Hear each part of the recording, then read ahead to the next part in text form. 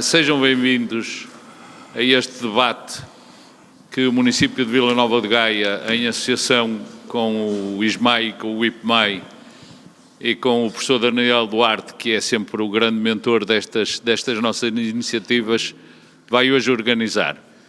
É uma pequenina história, o município há muito que vem fazendo uma série de debates, até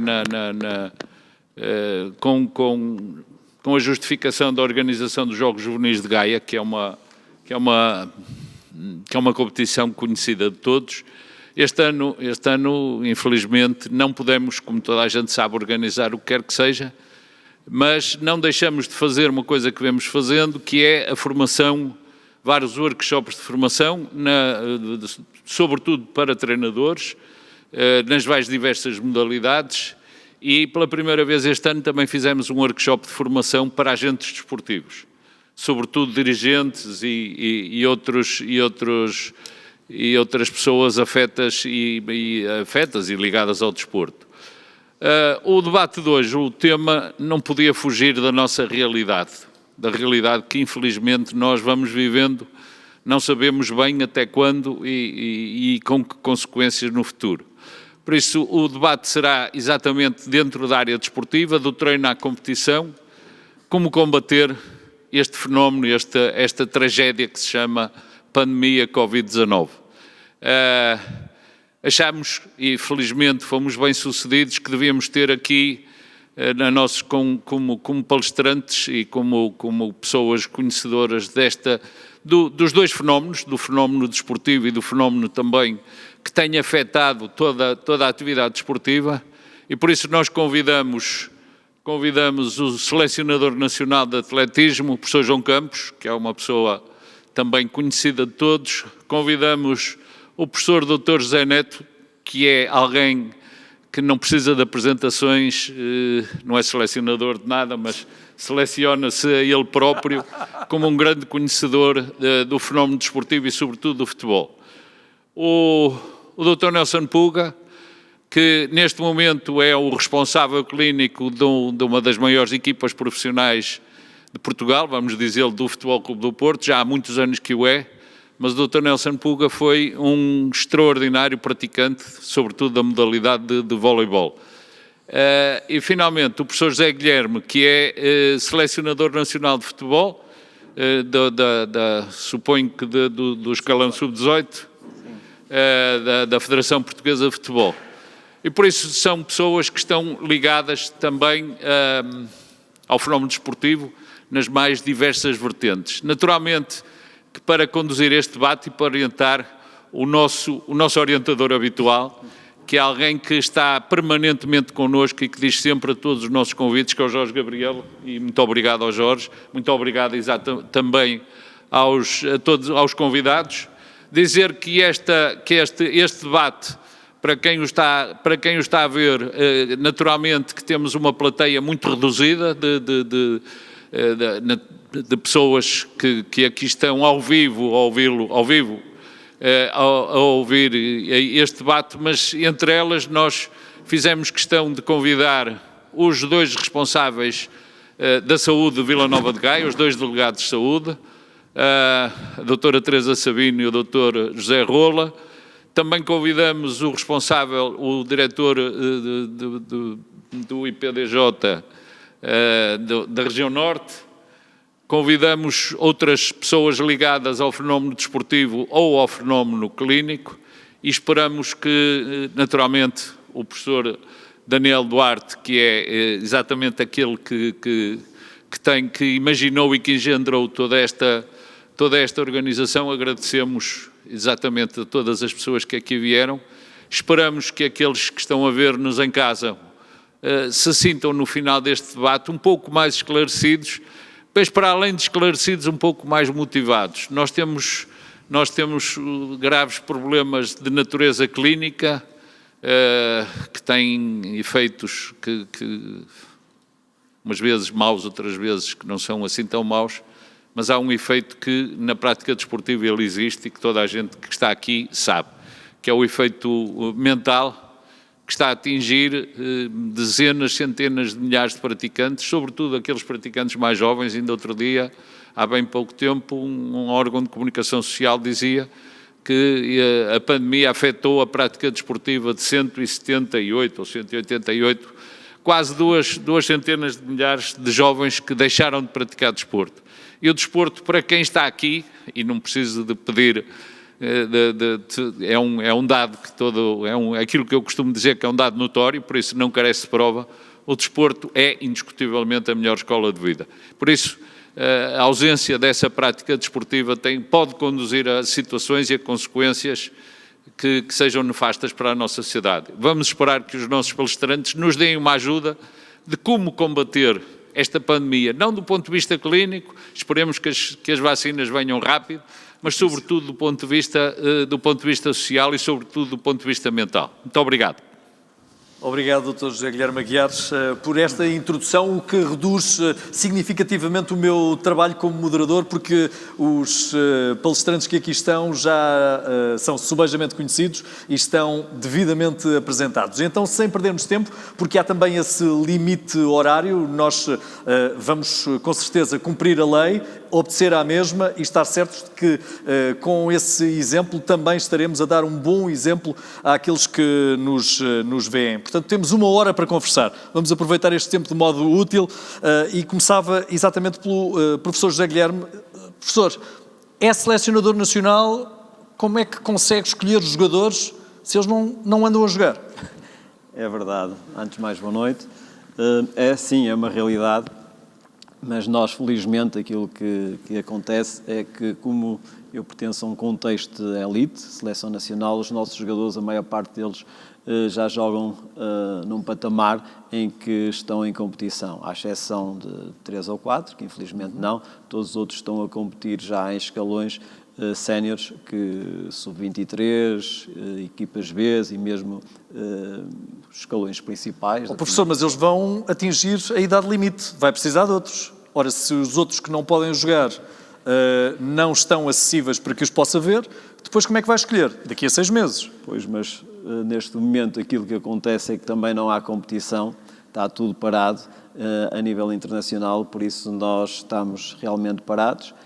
Nós já conhecemos também os jogadores praticamente todos, mas é um problema grave que estamos a passar e que só com o tempo esperemos que rapidamente seja ultrapassado para começarmos a atividade normal que as seleções têm, porque está a trazer prejuízos muito grandes. Teme um decréscimo de qualidade? Evidentemente que sim. E os prejuízos a nível desportivo são muito vastos. Nos escalões mais baixos tem um tipo de prejuízos, nos escalões mais altos outro tipo de constrangimentos e vamos ter problemas graves, de certeza absoluta, daqui por algum tempo na qualidade dos jogadores. Professor, nós e os outros, não é? Claro, não são apenas os portugueses, apesar de sabermos que em alguns países da nossa vizinha Europa há competições nos escalões mais baixos. Sim, em vários países já estão em competição, tanto os escalões mais inferiores, baixos, sim, como aos 18 os anos, escalões de sub-17, sub-18, sub-19 já estão, mas são competições internas. Pronto, não sei como é que estão a gerir, mas sei que em alguns momentos há paragens, mas tentam de sempre dar continuidade a essa mesma competição. Professor João Campos, vamos a modalidades individuais agora. É certo que no atletismo o atleta pode treinar sozinho, pode aperfeiçoar ou tentar não perder parte daquilo que conseguiu durante este tempo até março, mas também se sente essa necessidade de rapidamente voltarmos a ter competições, não é? Voltarmos a reunir atletas. Sim, primeiro, Jorge está a pensar só nos atletas que correm. Estou a pensar no salto em comprimento, Pronto, estou a pensar, sei lá, no triplo salto, estou a pensar no peso, estou a pensar no dardo, são todos atletas a título individual, não é? Exato, tem que ser. Nós temos 22 modalidades no atletismo, disciplinas, digamos assim, Sim. 22 disciplinas, que têm um contexto completamente diferente de treino. Por exemplo, os meus atletas que estão ligados à área do meio fundo nunca pararam. Eu tive que lhes arranjar modelos, tiveram que investir algum dinheiro, uma bicicleta em casa, uns rodados do ciclismo em casa, mas treinaram sempre na rua, no mínimo 3 vezes por semana. Os treinos principais eram feitos na rua, aliás, as pistas fecharam, fecharam em março, reabriram em julho só, e em agosto tivemos um campeonato nacional de clubes. Conseguimos organizar um campeonato nacional de clubes com disciplinas, não todas as disciplinas que faziam parte dos campeonatos, e inclusivamente, por exemplo, a equipa da qual eu sou o diretor técnico perdeu o campeonato da segunda divisão por meio ponto, tendo atletas meus batido recordes nessas alturas. Mas, fundamentalmente, aqueles das disciplinas mais de longa distância. Sim. Um jovem que é do salto em altura, do salto em comprimento ou de outra modalidade mais parecida com essas, modalidades ditas modalidades da força, não é? E da destreza, tiveram muitas dificuldades no treino. E esses foram aqueles que, na realidade, quase não treinaram e alguns, inclusivamente, acabaram por desistir do atletismo. Qual é o seu padrão de escolha, então? Agora, são os resultados obtidos até março ou os resultados que alguns conseguiram em agosto? Não, são os resultados todos que eu contabilizo todos os resultados feitos, quer antes da pandemia, quer depois da pandemia. Certo. Aquilo que eu quis dizer foi que, mesmo durante a pandemia, houve atletas das disciplinas longas que conseguiram fazer, inclusivamente, mínimos para campeonatos. Por exemplo, eu tenho um júnior que fez mínimos para campeonatos do mundo e da Europa. É um júnior de primeiro ano, passa a segundo ano, perdeu 2 campeonatos internacionais, um da Europa e um de júniores. No entanto, melhorou todas as modalidades, todas as disciplinas dele que tinha. E eram disciplinas com alguma qualidade, que tinha que ter treino de qualidade, por exemplo, os 3.000, no caso dos júniores, os 2.000 metros de obstáculos. Precisávamos de pista, inventámos muito, a praia foi rampas, os montes que não estavam vigiados pela polícia, porque o parque da cidade do Porto estava vigiado, o parque da Póvoa de Varzim estava vigiado, não se podia entrar inclusive nisso, e nós criámos ali um conjunto de fatores de motivação que os levaram, na realidade, a encarar aquilo como se fosse um treino noutro país qualquer, com as carências que nós já tivemos antigamente, e eu chamei a atenção para isso. No meu tempo, não tínhamos metade das condições que vocês têm hoje. Por isso, houve um investimento, como eu disse também, em bicicletas de qualidade, bicicletas quer de trail, bicicletas de estrada, e conseguimos ultrapassar um pouco disso, mas sempre com muito medo, sempre equipados a rigor, e sendo eu também o responsável da pista da Maia, tomei todas as medidas necessárias, e no dia em que me mandaram embora do IPMAIA, que eu sou professor lá, e disseram agora vão para casa dar aulas, eu fiz o mesmo na pista, agora vão treinar para fora porque eu vou fechar a pista. E conseguimos cumprir as regras e já fazemos competição normal na pista. Aliás, amanhã há o Campeonato de Portugal de 10.000 metros, quer na categoria de júniores, quer na categoria de séniores, na pista da Maia, com todas as regras que nos enviaram e pedimos autorização, e foi autorizada à Direção-Geral de Saúde, para nós podermos realizar um campeonato que vai ter, certamente, por volta dos 140 a 150 Já não é nada participantes, mau, que não é nada mau, mas com o público a ver através das redes do... Que é o que se pode oferecer nesta altura. Alguns treinadores lá dentro, algum diretor ou outro, o resto são uns contra os outros, sem gente a bater palmas. Tomei a liberdade de dividir esta conversa entre presente e futuro e pedi-lhe agora, Dr. Nelson Puga, que nos dissesse como é viver a pandemia num clube de alta competição como o Futebol Clube do Porto.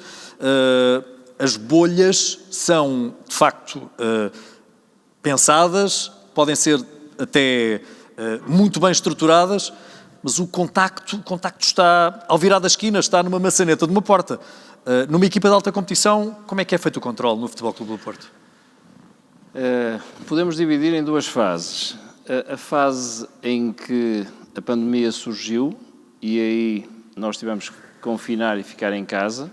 Essa foi uma fase em que tivemos que encontrar soluções e, do meu ponto de vista, porque estávamos em casa, as soluções que encontramos até foram menos complicadas, porque estávamos efetivamente confinados e com menos riscos de nos contaminarmos.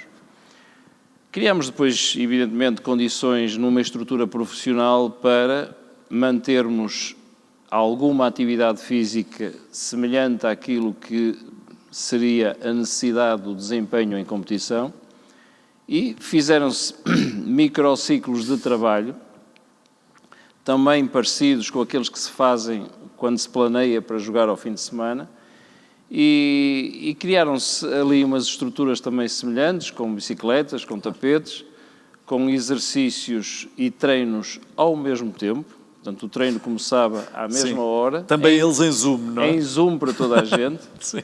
Em Zoom, com controle interno e externo de treino, isto é, com monitorização do treino, e criamos ali uma máquina à volta dos jogadores que lhes proporcionaram tudo, inclusive a alimentação. Nós fazíamos... A alimentação chegava à casa dos jogadores? Chegava à casa dos jogadores, sim. Portanto, nós criamos as condições para que nada lhes faltasse e tivessem aquilo que necessitavam para se manterem minimamente capazes. Pronto. Isso numa fase sem competição, não é? Na fase que estivemos confinados a casa. Exatamente, sem competição. Essa era a verdadeira fase da bolha limpa, como nós lhe chamamos, porque realmente não existiam contactos, e quando regressamos e retomamos a competição, nós retomamos os treinos a 4 de maio, e nessa altura nós garantíamos que estávamos, porque vínhamos de confinamento, que estávamos limpos, testamos e testamos e testamos, e portanto, quando havia, felizmente, que nessa fase, no nosso caso, não houve casos, mas se houvesse, isolávamos e continuávamos com as regras que definimos com as instituições e com as pessoas responsáveis para nos garantirem que os procedimentos eram os mais corretos. Tivemos uma relação muito boa e muito estreita com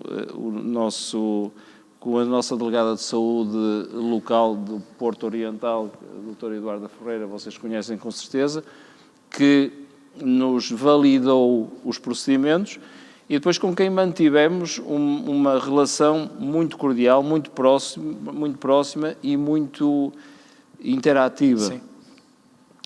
Pronto, depois terminou o campeonato, houve aquelas curtas férias, para mim umas férias excelentes, porque eu já não tinha férias em agosto há muitos anos, eu pude desfrutar de ir para a minha terrinha e estar distanciado, mas com a minha família, com os meus amigos, de forma como já não estava há muitos anos. E depois vieram os problemas seguintes, e esses efetivamente são mais difíceis, porque agora já não estamos completamente confinados. Claro. E a bolha já não está assim tão limpa.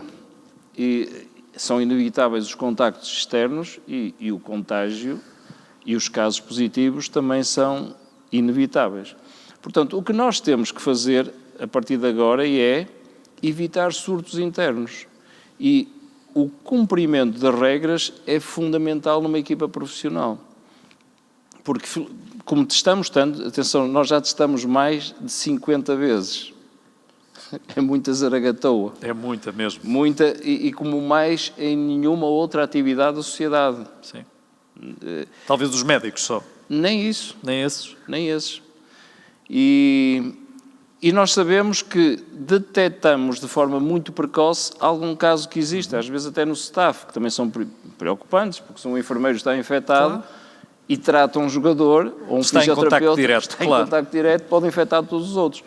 Mas se mantivermos as regras, temos provado que detectamos precocemente, provavelmente a carga viral é mais baixa, o risco de contágio é menor, e se estivermos todos de máscara e distanciados e a cumprir as regras, conseguimos, pelo menos, isolar os positivos e evitar surtos. Claro. E contar que os procedimentos das equipas contra as quais jogam também estejam a ser rigorosos, não é? Presumo que sim. É um jogo de contacto, não é? Eu não posso presumir que equipas porque ninguém pode fazer isso, que equipas que já tiveram mais casos que não estejam a cumprir. Claro. Porque há contactos externos e às vezes há azar do acontecimento, como nós soubemos que aconteceu inevitavelmente de alguém que porventura contactou com outra pessoa e aquilo vai despolutar ali uma cadeia de contágios difícil de identificar, a não ser testando e confirmando. Agora, que as equipas no geral mudaram muitos procedimentos, mas que estão a tentar evitar que hajam surtos, a isso não tenho dúvidas. Aliás, para terem uma pequeníssima noção, nós quando jogamos no estrangeiro, por exemplo, utilizamos 2 autocarros para transportar a equipa, para ter espaçamento, claro. Fotografamos quem vai dentro do autocarro para as autoridades locais, caso seja necessário perceberem que vamos distanciados, que vamos com máscara e quem é que vai próximo de quem, para o caso de ser preciso isolar uma pessoa. As nossas mesas das refeições estão verdadeiramente espaçadas, em zigue-zague, isto é, para que o indivíduo que está à mesa não tenha ninguém à frente. É o W, não é? Fazem um W, não é? E a 2 metros de distância de cada um. Eles até ficam às vezes um bocadinho incomodados porque não conseguem contactar e falar tanto, mas é assim, é o cumprimento das regras. Sim. Quartos individuais e um rigor na utilização da máscara. Levam na cabeça quando não o fazem. Têm que levar e aceitam que assim seja. Sim. Porque quando há, como já aconteceu, como todas as equipas, um caso, toda a gente... Ei, eu tive 1 minuto. Claro. Mas calma, mas como é que tiveste? Não, tivemos de máscara. Então não é um contacto de risco. Então vamos estar tranquilos. Mas isto também vai fazendo com que nós possamos ir relembrando a necessidade dos bons procedimentos. Muito bem. Eu tenho a certeza absoluta que não existirá ninguém satisfeito com esta pandemia. Mas, no entanto, o quarto convidado que está nesta conversa, que é o meu querido amigo, o professor José Neto, esfrega as mãos de contente porque vai ter trabalho durante os próximos 25 anos, que é não só estudar o presente, mas também perceber quais são as consequências futuras da mente dos atletas. O que é que eles terão na cabeça agora que se sentem limitados naquilo que sabem fazer melhor? Exatamente. Estás mesmo a ir à mousse. É sempre assim, é certeiro. Arco e flecha, vá. Não, antes disso eu gostaria de dar aqui meus cumprimentos, claro, agradecer o convite, um abraço de coração, no coração, como eu disse, ao meu querido Dr. Guilherme Aguiar, que esteve comigo no berço dos campeões, foi meu diretor, e passámos com lágrimas, sorrisos, muitos sorrisos vestidos de lágrimas, momentos extraordinários no nosso clube, ao Clube do Porto. Agradecer muito também o convite do meu colega Daniel Duarte, de facto é uma marca da minha instituição e onde ele está. Ele também tem sangue de pai. Saudar os meus colegas de painel, o João Campos, é engraçado, foi meu ex-aluno, fez a opção de futebol comigo. Veja bem, o que eu aprendi, se há momentos que nós aprendemos e os professores aprendem muito com os alunos, ou nesse ano da opção de futebol, que ainda não era o processo de Bolonha, muito aprendi com o João Campos, na sua relação, na sua forma de estar, na sua capacidade fundamental de experiência vivida e nunca acomodada, e portanto, e hoje colega. Claro, o colega José Guilherme, que também é um exemplo de marca. O Dr. Nelson Puga, claro, nele reside uma forma de estar extraordinária. Nós vimos aqui o esclarecimento fidedigno de uma forma de estar, onde está feita a alma e o corpo de um campeão. Reside, de facto, nele, muitas vezes, é a parte clínica, é o que marca o golo, é outro, é aquilo, é aquilo outro, é o que faz a equipa, mas a parte clínica, a substância do ato, está na forma como ele é gerido, e, de facto, o Dr. Nelson Puga tem esse perfil, eu conheço também muito bem, tive também a felicidade de viver de perto com ele e com o seu pai, que foi meu amado professor, e claro, eu saudar o Jorge Gabriel. O Jorge Gabriel é um amigo, foi meu aluno também do curso de treinadores, ele estava num programa de debate, e eu dizia, tu não percebes nada disto, vai fazer o curso de treinadores. Ele fez o primeiro nível, depois fez o segundo nível, e depois subiu 2 anos, uma equipa que lutou e foi até às competições europeias, essa mesma equipa, 2 anos. O Jorge Gabriel é um amigo, é um amigo que vem ao nosso encontro quando é convidado a estar e também vem ao nosso encontro quando não é convidado e nos bate à porta porque sabe que a gente precisa dele. É um amigo e por isso eu não podia deixar, antes deste... Só falta falar de ti próprio, Zé. Não, de mim próprio, a vida que fala, a vida que fala. Agora, há uma questão que é importante, que o Jorge Gabriel referenciou. Não há nada que possa valer um testemunho de investigação. E neste momento nós podemos, efetivamente, ver até que ponto é que perante estas dificuldades se vão voltar, se vamos transformar oportunidades. Porque um campeão é isso. Um campeão transforma a adversidade na oportunidade. Ele transporta na alma as passadas da experiência vivida e nos olhos um sinal de esperança. E, portanto, estas dificuldades vão, de certeza absoluta, também ter uma base dinâmica de poder desempenhar uma nova função. Só consegue perceber o que é liberdade quando se vai a uma cadeia. Aliás, eu levo muitas vezes os meus alunos de mestrado a jogar com os presos, quando eles saem de 2, 3 horas, também lá foste, ele sai e diz: professor, que coisa, pá, estar ali dentro 3 horas naqueles portões, aqueles gradões enormes, agora é que eu sei quanto é que custa a liberdade. Então respeita. Nós só percebemos isto quando vamos à saúde, quando vamos a um hospital, ou vemos um amigo ali, ou que nem podemos nos despedir dele quando morreu, ou nem a família, nem nada. Quanto é que vale a vida perante a tristeza que ela nos acomete algumas vezes? Então é quanto vale a prática desportiva quando estamos presos à pandemia? Muitíssimo, é isso? E não está a ser tratada. No outro dia tive uma com os meus afonsinhos, meus afilhados afonsinhos de lá de Rezende, uma discussão com o nosso querido secretário de Estado, e depois até não foi tão assintoso como deveria ter sido, pela estima que ele tem ao nosso querido professor Manuel Sérgio, o meu pai afetivo, por isso eu poupei um bocado. Mas isto não pode ser, quer dizer, há questões que não combinam. Há clubes que treinam, outros clubes que não treinam. Há clubes que treinam para ganhar a sua cotazinha para poder viver, nem o bar funciona. Há outros clubes que não treinam. Eles não têm competição. Na escola não há desporto escolar. Ou melhor, há de raquete, à distância, mas nem tomam banho. Não há contacto. Na educação física, nas escolas, é também à distância. Não há... Estamos a cuidar das crianças de uma preguicita aguda mesmo, porque eles não conseguem desenvolver atividades e acaba por entrar numa dinâmica consequente, que é a problemática que nós temos, os tais 12,5% de doenças provocadas pelo sedentarismo, com percentagem de gordura elevada, não é? Com obesidade. A Carla Rego fez este trabalho. Crianças novas de 11 anos com 30% de gordura, 30% de excesso de peso e 12,5% de obesidade. Dos 11 aos 13, idem. Dos 13 aos 15, igual. Portanto, nós temos ali... E acrescenta o género. E acrescenta o género.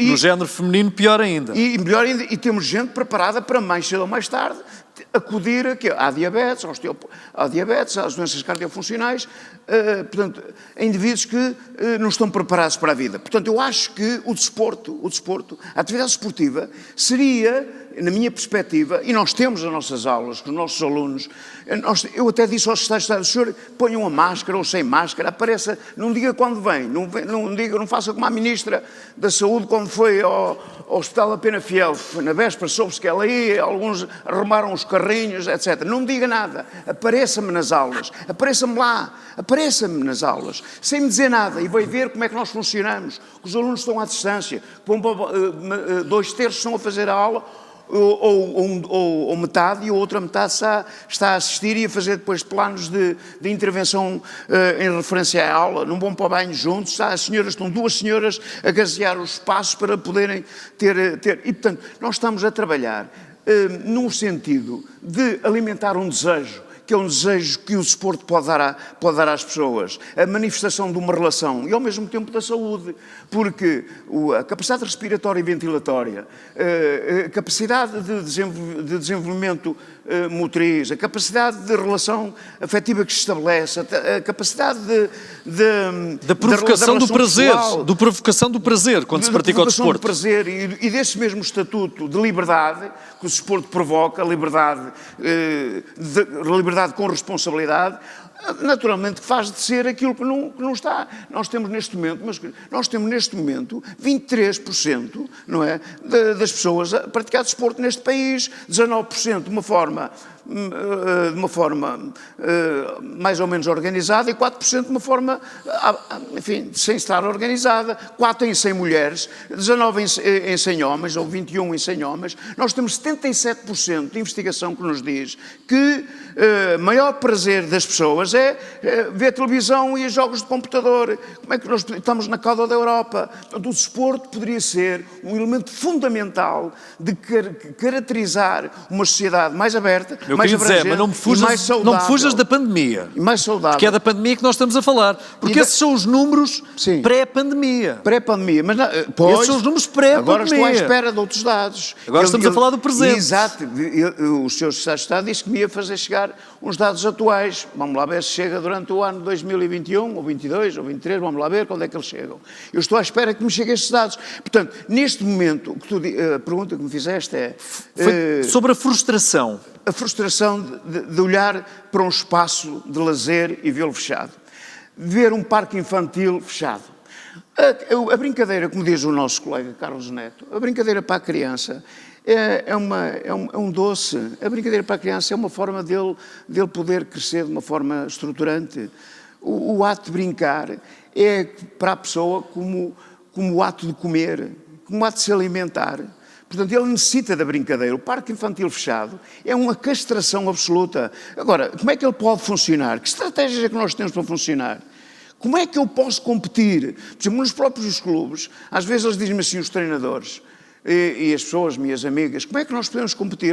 Façam orientação estruturante em termos de competição interna, skills técnicos, aumentem a vossa capacidade de investigação do treino que realizam em skills técnicos. Quantos passos eu faço seguir num determinado tipo de treino e num determinado tipo de jogo de 5 contra 5 ou 7 contra... Qual é a minha eficácia de ataque, não sei de quê? Qual é skills de organização técnica e até ter este desempenho pessoal em relação ao seu próprio rendimento, no sentido de ele valorizar essa mesma valência.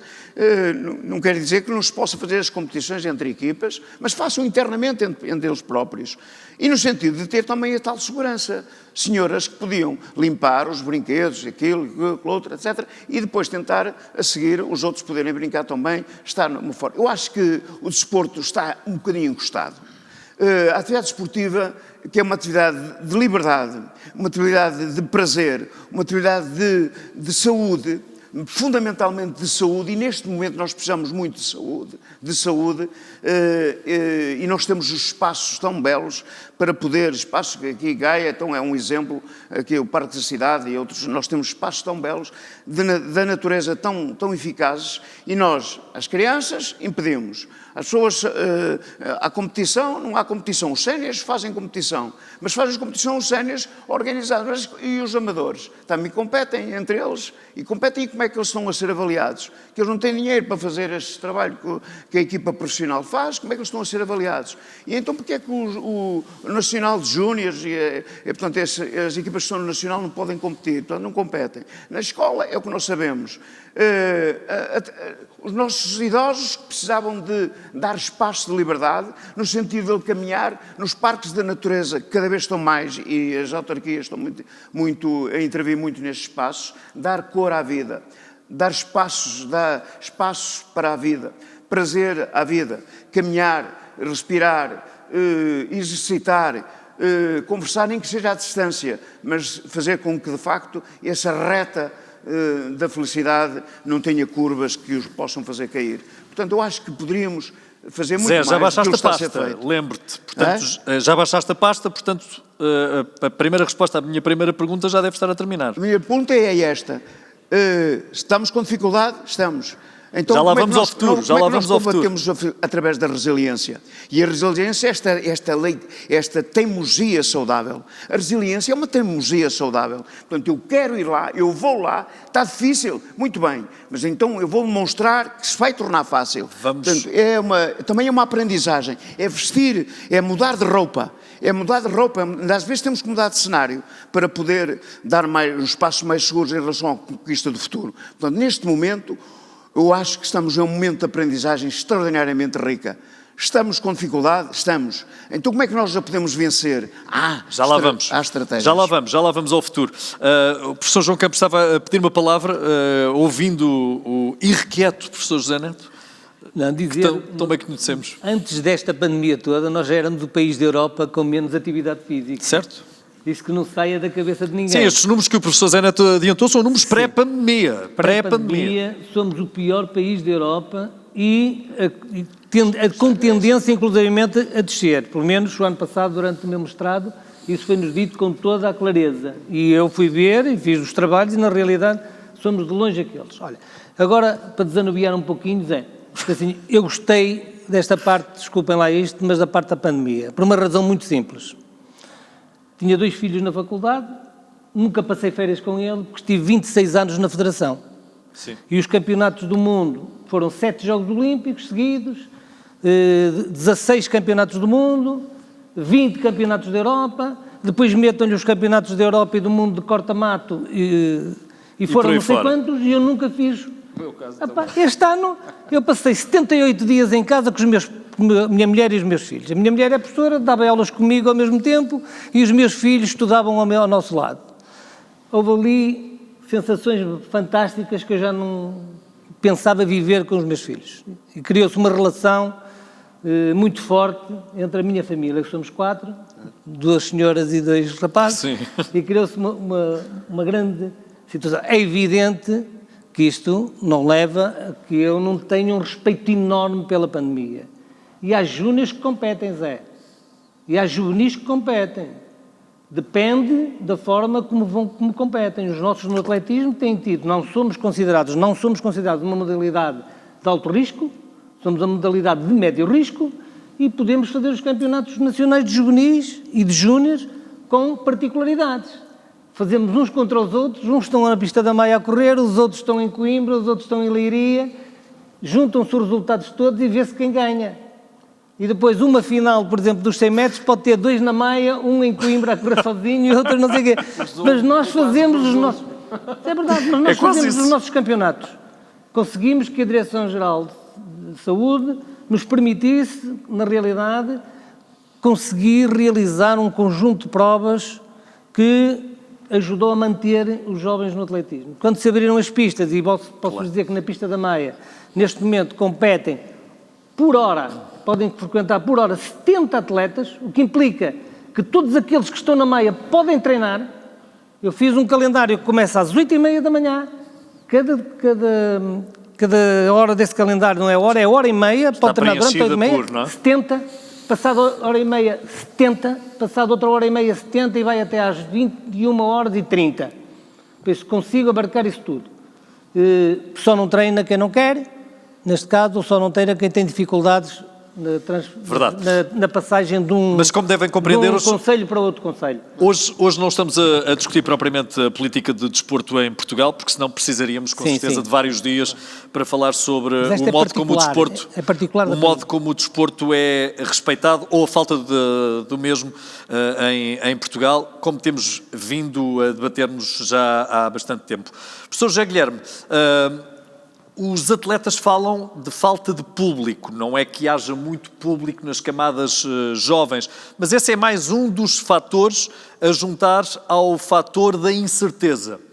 Como é que se debate com a incerteza junto destes atletas que, mesmo tendo eles já uma proximidade ao profissionalismo, ou estando mesmo já, em alguns casos, alguns já com vínculo profissional, como é que eles estão a olhar para o futuro? Com a mesma incerteza que nós estamos hoje, aqui a esfregar as mãos de contente, porque, ao que parece, vem uma vacina? Pronto, infelizmente eu não tenho estado muito com eles, não tenho o feedback deles perante a situação, mas imagino, face àquilo que eu os conheço. É evidente que eles estão a passar momentos de grande ansiedade, porque o escalão, e estamos a falar no escalão de transição, de formação para escalão sénior, em que a maior parte dos meus jogadores, a perspectiva de vida é uma perspectiva fundamentalmente profissional, em que perdem um ano, que estão a perder um ano, perdem um ano de evolução que é extremamente importante para entrar no mundo profissional. Reparem, os escalões de formação são feitos ano a ano, sub-13, sub-14, sub-15, por aí fora.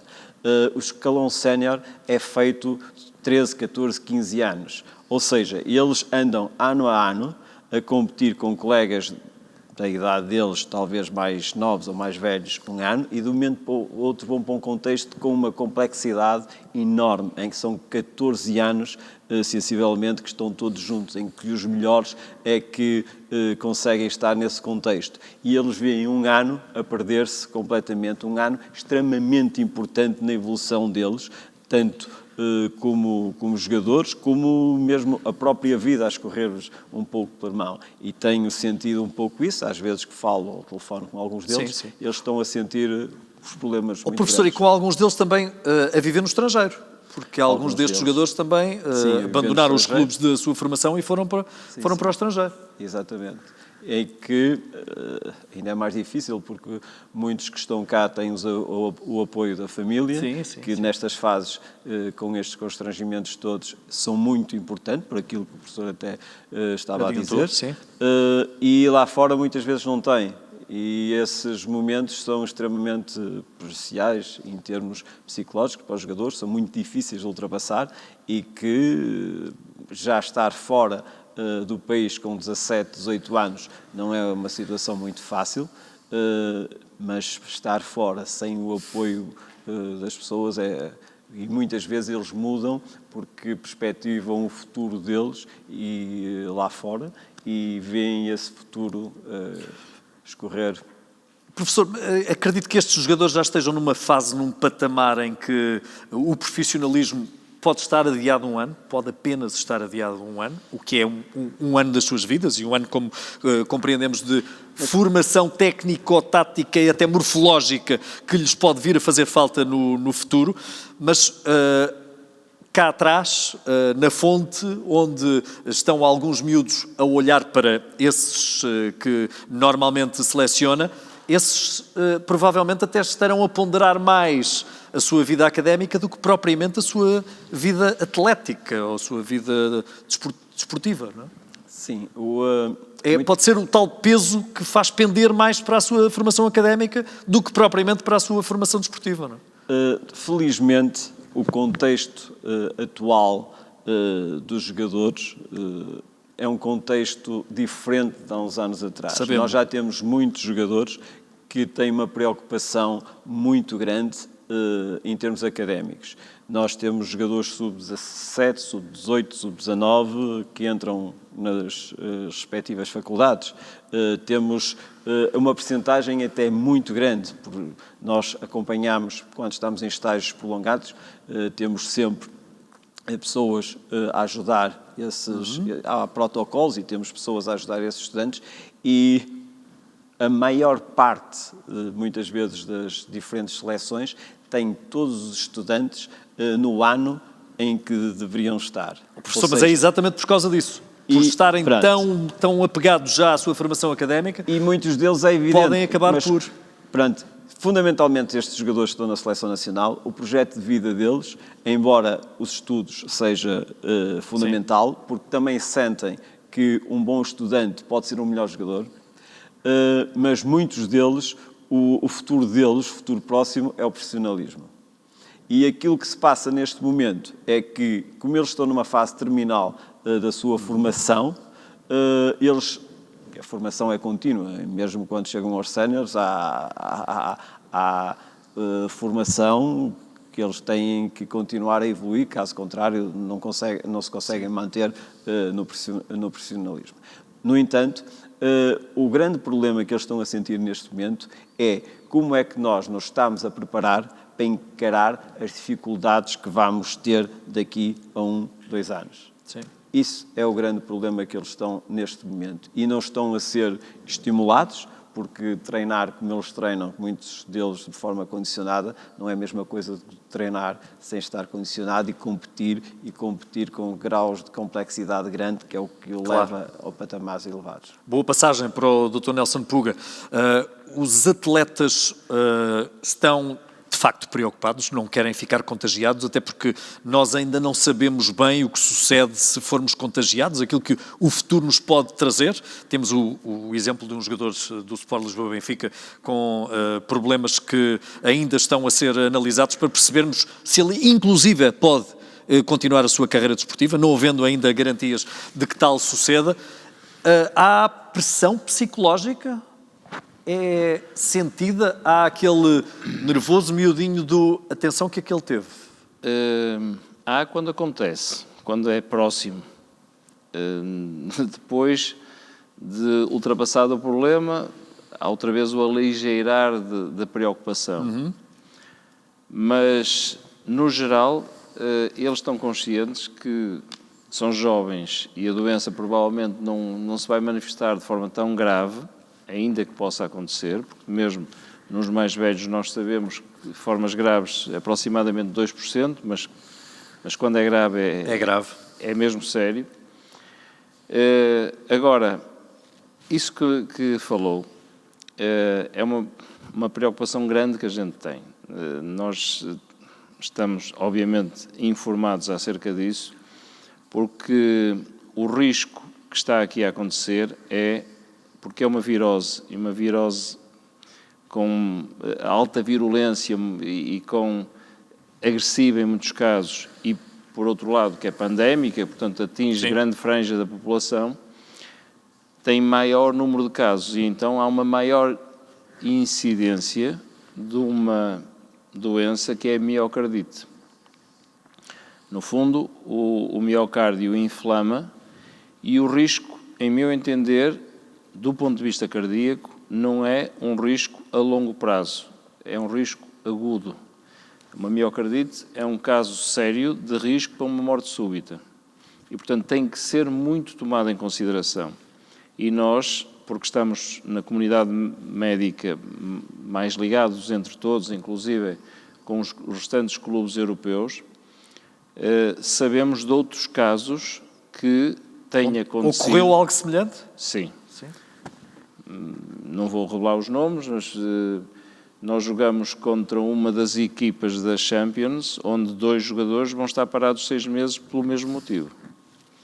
E em mais 3 equipas internacionais, o mesmo acontecimento se verifica. Portanto, os critérios de return to play, como a gente costuma chamar, portanto, de reintegração. Retoma, não é? De retoma a normalidade, sim. Têm que ser muito ponderados e a avaliação tem que ser muito cuidadosa, em particular do ponto de vista cardíaco. E depois, mais um pequeno problema que é as formas um bocadinho mais graves que implicações pulmonares podem ter. E isso é outra das coisas que nos preocupa. Portanto, eles sabem, porque também conversam entre si, que há formas que não os sossega na totalidade. Mas, por outro lado, e aqui há sempre esta dualidade de sentimentos, sentem-se seguros com os procedimentos. E como são profissionais e gostam de sê-lo, sentem prazer em ir treinar e sentem prazer em competir. Claro. E, portanto, a gente tem conseguido manter essa motivação e às vezes surge um receio, mas não é um receio que eu possa dizer que é patológico ou exagerado. Sim. Já agora, para entrar um bocadinho na formação, eu também acho que é muito mau que não esteja a existir competição. Nós estamos a manter treinos, como provavelmente sabe, até aos sub-15, porque achamos importantes que haja alguma atividade. Tenho pena que não se possam criar condições para haver competição, porque eu acho que podíamos, entre todos, criar condições para que isso acontecesse, pelo menos devíamos tentar que isso acontecesse, e dessa forma minimizávamos esses problemas que o professor José Guilherme falou, Certo. mas estamos em cumprimento, estamos a manter a atividade, mas ao mesmo tempo em cumprimento escrupuloso das regras sanitárias. Isto é, ao mínimo problema, Sim. comunicação com a entidade de saúde e, caso seja indicado parar por motivos de responsabilidade social e sanitária, fazemos na hora. Portanto, não corremos sequer o risco de tomar uma decisão que coloque em causa todos os outros e as suas próprias famílias. Mas eu acho que devíamos ser um bocadinho mais interventivos e criar condições, como as outras modalidades também criaram, para que os escalões de formação pudessem, ainda esta época, vir a competir. Eu não quero complicar a sua função, mas pergunto-lhe, os jogadores da equipa profissional do Futebol Clube do Porto vão tomar a vacina do Covid? Para a Covid? Tomara eu. Esse é um outro problema, é que eles não estão em prioridade. Não, eu sei. E, portanto, eu não quero antecipar uma das tarefas que a gente vai ter, que é mais política do que clínica, mas são ativos de alto rendimento e que geram receitas e, portanto, podem vir numa segunda ou numa terceira fase a ser incluídos nesse grupo. Agora, tomara eu que isso pudesse acontecer. Ainda não lhe fiz uma pergunta que devia ter colocado logo de entrada, porque é o estado de saúde de um atleta, e um estado de saúde de um atleta é importante não só para o Futebol Clube do Porto, como para a Seleção Nacional. Como está o Pep? Teve alta, está bem, obrigado. Não posso falar em casos não concretos do ponto de vista clínico, mas a única coisa que já é pública e posso dizer é que felizmente que já está em casa e está bem e está a alimentar-se normalmente e, portanto, já está junto da sua família. Muito bem. As melhoras para ele. É o que desejamos todos, com Obrigado. certeza. Meu querido Zé Neto, vamos lá tentar olhar para o futuro e tentar perceber o que é que nós podemos ter aprendido com aquilo que sucedeu. Achas que, e permita-me que trate o professor Zé Neto por tu, porque temos esta relação há tantos anos, achas, Zé, que quem pratica desporto vai dar mais valor à prática desportiva por não ter podido fazer durante este período de tempo conforme queria? Tu és uma máquina, pá. Tu és mesmo uma máquina, pá. Não é? As respostas só brilham sob boas perguntas. Não é por acaso que está aqui Jorge Gabriel a fazer-nos perguntas. Não há dúvida. Isso não há dúvida. Não é o fraco do desporto, é da vida. Nós vamos amar mais a vida. Nós vamos ter necessidade, como dizia, teremos todos consciência disso que estás a dizer. Nosso cardeal Tolentino Mendonça, em que o coração se vai aproximar mais do coração, tal abraço, que ele escreve muito bem, o coração abraça-se ao coração do outro. Nós vamos ter pela vida um outro significado muito mais alto, de nobreza de princípios, que não estavam muitas vezes, se calhar estavam um bocadinho esquecidos. A relação familiar, a relação entre os homens, os insultos que a toda a hora se ouviam em altas vozes, as formas de contacto entre pessoas desvaridas, pá, de costas com costas, de agonias extraordinariamente aflitivas. Pá. Eu conheci alguns casos desses na minha sociedade, não é que todos nós temos os nossos casos, mas eu verificava que havia ali muito barulho. E agora, provavelmente, com esta atitude, vamos olhar para a vida com outros olhos, com outro ânimo. Portanto, não é só o desporto em si, é a vida que vai ter mais... Aliás, nós vemos os testemunhos das pessoas que passaram que estiveram numa situação de respiração ofegante, etc. E eles depois dizem, o que eles dizem, os testemunhos deles, de pessoas que estiveram nos cuidados intensivos, a forma como se expressam, eles então choram ao falar, eles nem transmitem palavras, é apenas as lágrimas estiveram numa situação extrema. Portanto, esta questão é a seguinte, mas não esqueças não é isso, o desporto, estiveram numa situação extrema. É a vida. O desporto faz parte da vida, é um testemunho da vida. O desporto é um elemento fundamental para que a vida seja mais nobre de princípios, de destreza, não apenas física e motora, mas fundamentalmente cognitiva. Aliás, não vou agora estar a falar nestas coisas, voltamos outra vez, estudos avançados em que alunos que têm prática desportiva para além da sua atividade escolar e cujos treinadores têm habilitação educacional, não quer dizer que sejam doutorados ou mestrados, mas habilitação educacional, 84,5% foi um estudo que chegou, tem melhores notas a matemática e a física. Porque o desporto promove uma rapidez de raciocínio através do movimento, o ato e do pensamento em ação. Portanto, isto é fundamental e neste momento os jovens, as crianças e quem não o pratica está amarrado.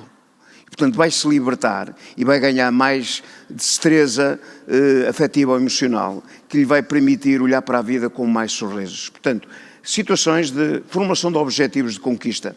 Objetivos difíceis, desafiadores, são aqueles que produzem mais rendimento. Todos nós temos dito, objetivos difíceis, desafiadores, são os que produzem mais desenvolvimento. Objetivos positivos na conquista da vida. Objetivos positivos ajudam-nos a concentrar naquilo que queremos atingir e a esquecer o que devemos evitar. Portanto, vamos dar passos seguros em relação à conquista dos objetivos positivos. Agora, isto não é fácil. Por não ser fácil, vai ter mais valor. Mas quem é que corre sem meta? É que os atletas andam a correr sem meta. Atletas põem aí como? Correr sem uma meta. Não há objetivo, tu não tens uma meta. Não, mas estabelecem-se objetivos. Já o professor João Campos já esteve a dizer, eu posso estabelecer uma meta pessoal. Eu, por exemplo, eu que era necessário o despertador acordar-me para vir dar aulas, eu hoje acordo sempre 15 minutos antes do despertador. Ele também apanhava cada porrada, que eu não gosto de ouvir o despertador a tocar, mas eu acordo sempre antes do despertador. Acordo sempre antes. Porquê? Porque a vontade, eu chego à aula e verifico que os meus alunos estão carentes da aula e olham para mim com os olhos de quem vamos para o combate.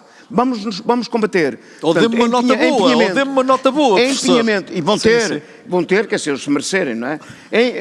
Aliás, nós vamos ter uma coisa dia 7 de janeiro e o melhor aluno de cada turma vai ao Museu do Futebol Clube do Porto, vamos ter uma aula aberta em honra ao Sr. Pedroto.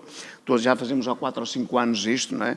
Ao Sr. Pedroto, faz anos que ele faleceu e então nós cultivamos a memória do Sr. Pedroto. De 7 de janeiro estás convidado. Só podem ir 25 este ano, és tu mais 24.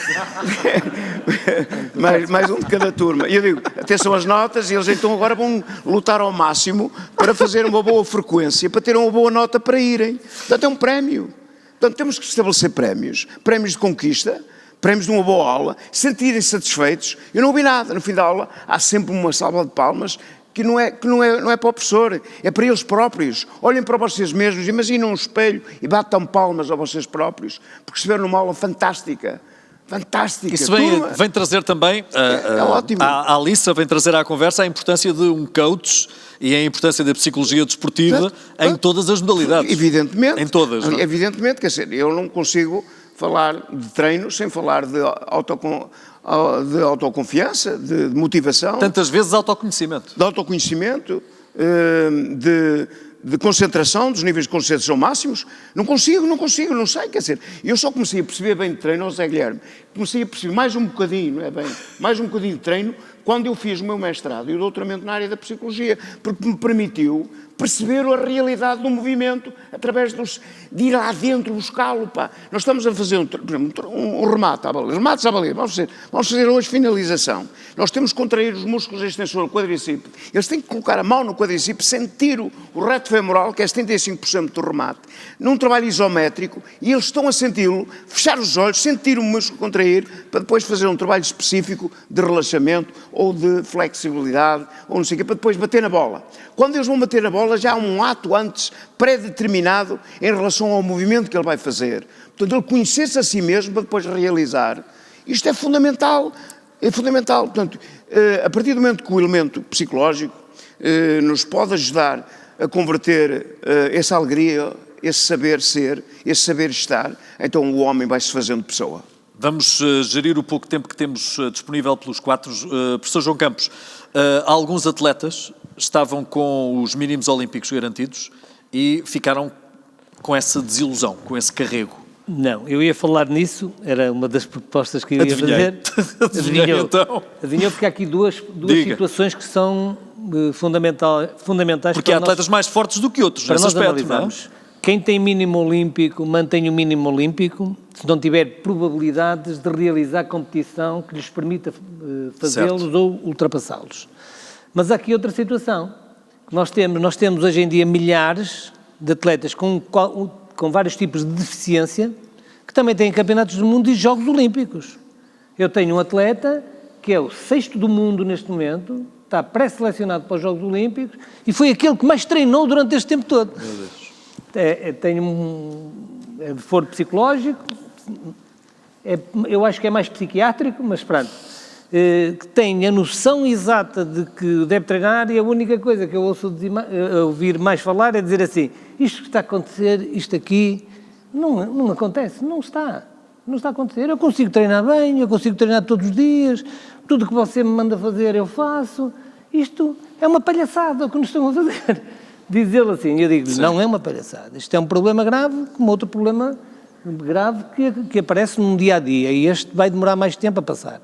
Mas eles estão garantidos com as suas competições que já fizeram antes do início da pandemia, têm o seu índice marcado pelas respectivas federações e pelos respectivos comitês olímpicos, internacionais e paralímpicos, não é? E tem a visita assídua do presidente do Comitê Paralímpico a ver as competições deles. Por exemplo, para a semana, o meu atleta vai ser, ele não sabe, vai ser visto, o treino dele vai ser visto, possivelmente o grupo de trabalho do Comitê Paralímpico vem vê-lo a treinar. Por isso é importantíssimo que nós pensemos também nisto, porque é uma realidade o movimento e o mundial ciclo olímpico, há milhares de atletas no mundo, milhões, eu diria, sequiosos para os Jogos Olímpicos. Sim, e que têm uma deficiência qualquer, mas fazem, e que nós tivemos também, ao nível da Federação, e particularmente de algumas associações do país, a necessidade de fazermos competições para eles, porque senão não os conseguimos controlar da mesma forma que conseguimos controlar um atleta normal. Professor Zé Guilherme, agora estava aqui a lembrar-me, nós estamos muito preocupados com os atletas e os treinadores. O que têm na cabeça os treinadores que não podem treinar, não podem acompanhar os seus jovens, os seus profissionais, os seus séniores, seja quem for, também naturalmente baixam os braços, não? Não, julgo que não. Pronto, eu agora vou falar como treinador, não de seleção, mas... Como treinador de Tucur, não é? Julgo que não. Julgo que é um desafio muito grande, e foi um desafio muito grande, e praticamente todos eles estão a trabalhar. Eu não sei se as pessoas têm a noção, mas nós, não só nos séniores, mas na formação, Portugal é um país fantástico, é um país mesmo que as pessoas muitas vezes não dão valor porque não têm a noção. Só para vocês terem uma ideia, a UEFA todos os anos atribui um prémio ao país com melhores classificações na formação. Sim. E não sei se fazem ideia em que lugar está Portugal. Não faço ideia. Vou tirar o número para o ar. Está em primeiro. Está mesmo em primeiro? Em primeiro. E isto não é um ano, isto são vários anos seguidos. Certo. Por isso isto não é fruto dos selecionadores nacionais, porque os selecionadores nacionais utilizam os jogadores dos clubes. Isto é fruto dos clubes de Gaia, dos clubes do Porto, dos clubes do Algarve, dos clubes de Vila Real, dos clubes que fazem um trabalho fantástico através dos seus treinadores, em termos de formação, que depois é aproveitado por nós. Por isso eu acredito perfeitamente, porque sei também dos contextos, que os treinadores, isto está a ser um desafio para os treinadores. Os treinadores estão a fazer um trabalho fantástico a nível dos clubes, estão a tentar motivar os jogadores para os fazer evoluir em termos fundamentalmente individuais, porque coletivos não é possível jogar, por isso não se consegue avaliar muito bem, mas sabemos perfeitamente que isso está a acontecer. Tem havido propostas, pronto, muito a esse nível, e sabemos que estão a fazer coisas fantásticas com os jogadores, estão a tentar motivar os jogadores, estão a tentar comprometer os jogadores com a sua própria evolução individual, e isso leva a minimizar as coisas. Claro que se nós tivéssemos o contexto ideal, era muito melhor, mas não o tendo, criou-se um desafio que julgo que está a ser um desafio quase nacional de desenvolvimento do jogador, que esperemos que minimize e se ultrapasse algumas das dificuldades que sabemos que vamos encontrar. Dr. Nelson Puga, está no mundo científico, é médico, tem contactos. Vai acabar a pandemia? Vamos conseguir? Tem contactos mais próximos de todos os que aqui se encontram presentes, é a minha impressão. É a pergunta mais difícil, porque nós, quando fomos confrontados com isto, ainda por cima de uma especialidade que não é a nossa, nós, como qualquer cidadão comum, também não percebemos nada disto. Pois. E o meu primeiro problema foi esse, foi perceber um bocadinho. E olha, curiosamente, a primeira coisa que fiz foi assistir a um webinar. Na altura eu nem sabia bem quem era o Filipe Frois. Sim, o Filipe Frois. Que agora é uma figura pública. É uma figura pública, vai constantemente... Sim. E que mais tarde, o que é que eu fiz? Procurei informar-me, depois ler as coisas credíveis, revistas científicas credíveis, e depois falar exatamente com os colegas que não são só os mais sábios, são aqueles que processam melhor a informação. Portanto, e esses são os que têm mais conhecimento. E evidentemente que tive que falar com os colegas de topo em cada área. É muito grato aqui à gente da saúde pública, o professor Henrique Parros, com quem tive uma relação muito próxima, mas também os diretores de infecto-contagiosas, pneumologia, medicina interna, para eu próprio criar a minha opinião. E a partir daí nós começamos a formar as nossas próprias opiniões e a tentar arranjar soluções em função da nossa interpretação. E devo-lhe dizer já agora que foi muito interessante, porque eu não o fiz só a título pessoal ou do clube que defendo. Sim. Fiz a título institucional, porque nós reuníamos na Liga, agora chama-se Liga Portugal, de 3 em 3 dias, com todos os colegas de todos os clubes da Primeira e Segunda Liga, com federação, e eu tive que contactar também com os colegas de Lisboa. Sim. E com os colegas das diferentes áreas que, quando olhavam para mim, este tipo do Porto, vamos lá olhar para ele com algum cuidado. E eu lembro-me até de um deles, com quem agora tenho uma relação... Sim, mais cordial. Mais próxima. Próxima. Sim. Dizer, colega, olha que eu não sou do seu clube, mas aqui o adversário comum é o vírus, não são os clubes. Tem toda a razão, então vamos lá trabalhar juntos.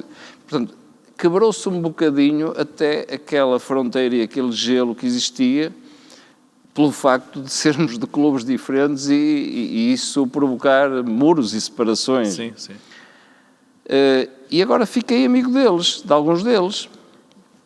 E, portanto, algumas das decisões que foram tomadas e daquilo que foi, no fundo, constituído como uma influência geral das pessoas que, no fundo, lideravam os clubes que têm mais força em Portugal e, portanto, que obrigaram quase que as instituições a tomar decisões, foram um bocadinho fruto da necessidade de nós nos estarmos mais bem informados. Aqui o conhecimento, como em tudo, é fundamental e, portanto, eu também tive um bocadinho a necessidade de conhecer este problema que é difícil, mas eu estou convencido, sinceramente, que o vamos ultrapassar.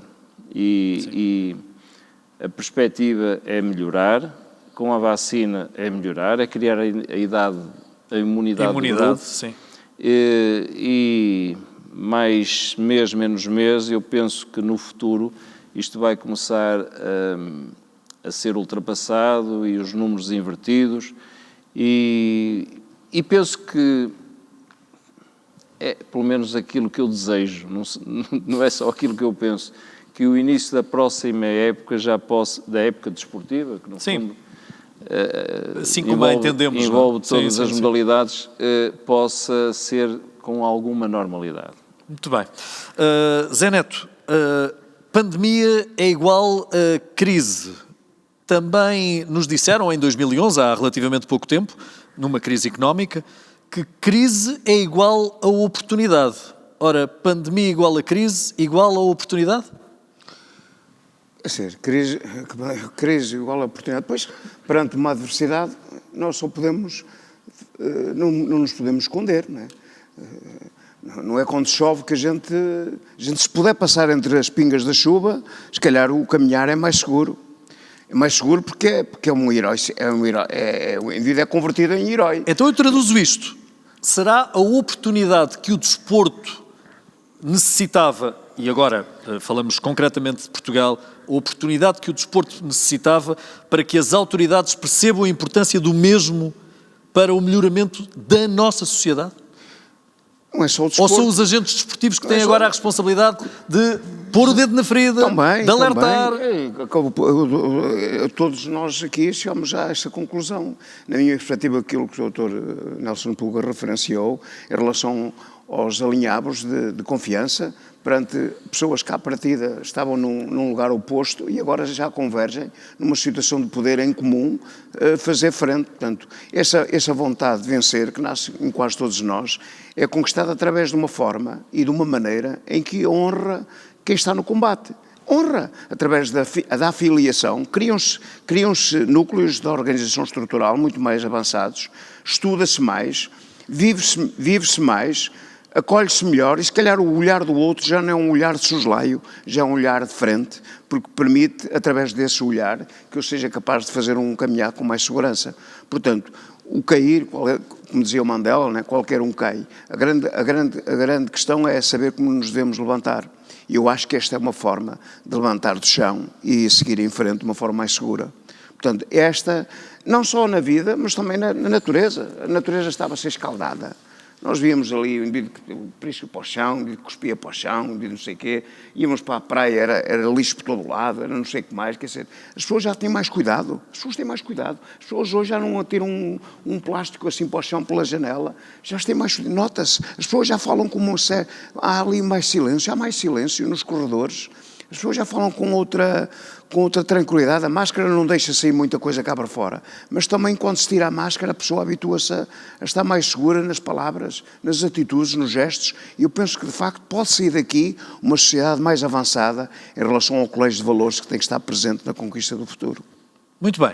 Vamos guardar uma última palavra para cada um de vós, uma palavra, acredito que de esperança, para aqueles que nos veem, porque no fundo o título desta conversa, o mote é Como Vencer a Pandemia. Então, pensando no como vencer a pandemia, pedia-vos que acrescentassem depois algo a esta frase, mas entretanto aos presentes questionava se alguém quer colocar uma pergunta a quem aqui se encontra, caso contrário... Passo a bola, já percebi que não. Também não somos muitos, não? Já percebi que não. Bom, então vamos prosseguir com a mesma ordem por que aqui estamos. Professor João Campos, como vencer a pandemia? Não é uma pergunta. Como vencer, o Nelson é muito mais importante. Não por aí. Agora eu posso dar, e os médicos e as pessoas que estão ligadas ao fenómeno são os fatores fundamentais. Agora, nós já vencemos uma parte. Na minha perspectiva, nós tivemos a pandemia a partir de março ou fevereiro. Em março fechámos as escolas e tínhamos muito menos de gente doente do que temos hoje. Hoje conseguimos conviver com essa situação de uma forma mais fácil, mais aberta, com as preocupações todas que nos mandaram ter. E temos. Eu nunca larguei as minhas máscaras, tenho uma dúzia ou 2 dúzias delas, eu cumpro as distâncias, eu tenho no estádio que giro todas as condições para lavarem as mãos, para limparem as sapatilhas, para mudarem as sapatilhas, não há ajuntamentos, não há pais a ver o treino, não há... Isso é um descanso. São os treinadores. Por isso, nós já conseguimos viver com a situação de uma forma bem diferente do que aquela que aconteceu entre março e junho. Por isso, eu acho que isto vai evoluir e a vacina vai ser, na realidade, um fator fundamental para nós estarmos cada vez mais à vontade e cada vez a pensar de uma forma positiva em relação a uma pandemia que de século a século, por norma, acontece em Portugal. Zé, como vencer a pandemia? Reticências? Podes vencer prosseguir. a pandemia recorrendo recorrendo às minhas fontes, recorrendo ao meu Deus que me ilumina, à minha família que me adora, aos meus amigos que gostam de mim, que é ser fazendo da minha vida um sinal de luz.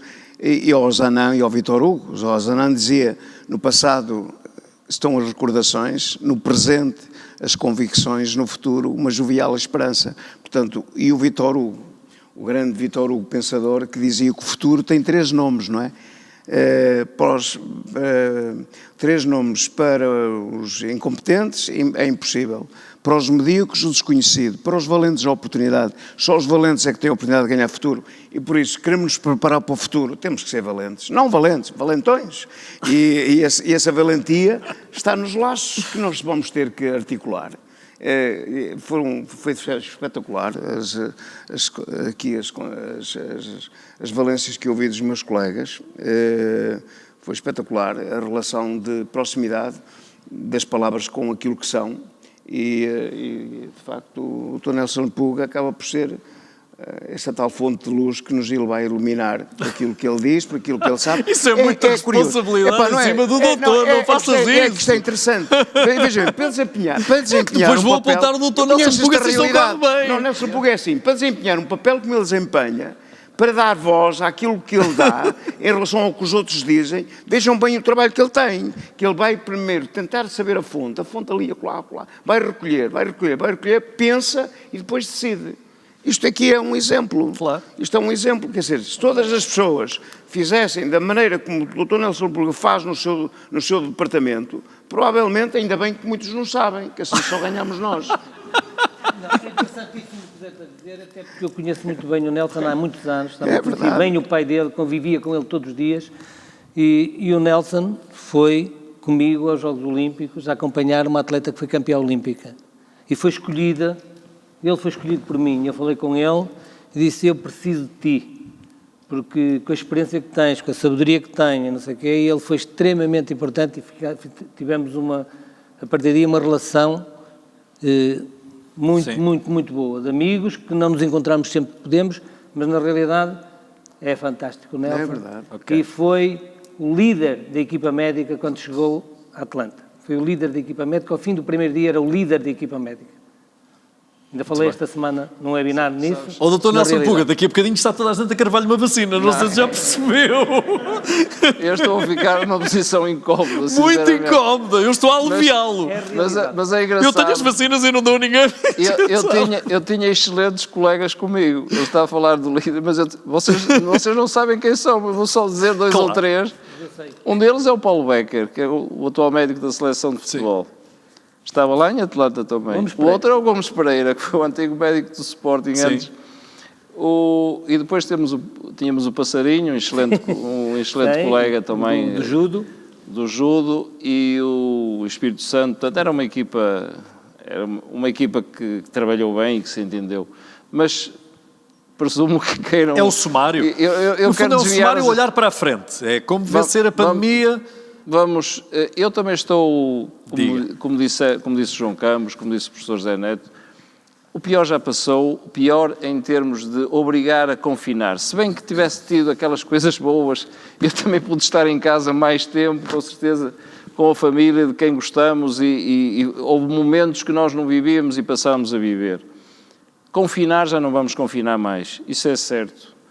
Vamos ter ainda, infelizmente, muitas vítimas... Banalizaram-se as mortes, não foi? Um bocadinho. Banalizaram-se um bocadinho as mortes, mas eu acho que se ultrapassa com o cumprimento das regras, com o bom senso da nossa atuação e responsabilidade cívica individual e depois, objetivamente, com a chegada rápida da vacina, ponto final. Claro. Que é isso que toda a gente deseja neste momento. E esta é a minha mensagem. Deixámos para o fim, professor, faça favor. Como vencer a pandemia? Reticências? Eu penso que aquilo que distingue o homem de todos os outros seres vivos é a inteligência. Por isso julgo que com a inteligência que o ser humano tem e com muita esperança nós vamos conseguir vencer e vamos conseguir ultrapassar e vamos para uma normalidade que todos nós procuramos, e vamos sair daqui muito mais fortalecidos como homens, como mesmo sociedade, como tudo. Julgo que este vírus deu-nos algumas lições e, como nós somos inteligentes, vamos aprender e vamos tornar este mundo melhor. Muito bem.